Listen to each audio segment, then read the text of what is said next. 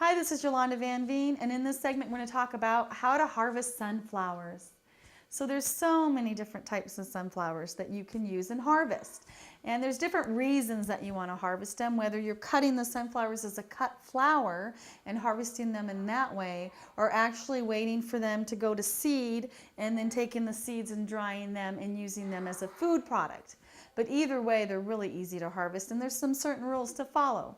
So when you're harvesting sunflowers for cut flowers, you wait till they just turn into a sunflower, but they haven't gotten to the point where they're already dying. So as soon as they're in the sunflower shape and the petals have all arched up and they're in a big sunshine position, then you just cut the sunflower down to the ground or any space that you want. It can be long or short, it doesn't matter. And you cut them and put them into fresh water immediately. And cut the stems every 2 or 3 days and add fresh water, and you can have great cut sunflowers.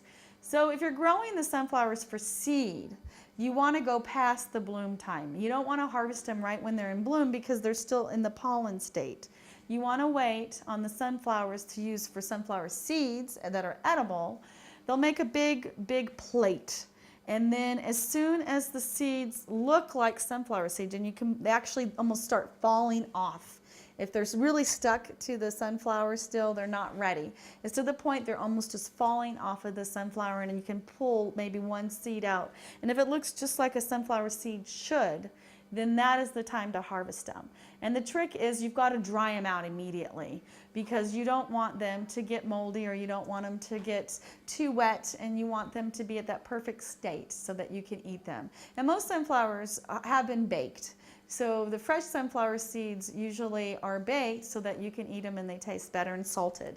So just dry them out in the sun, or you can take the seeds and put them right into the oven in one single layer and dry them with a little bit of salt.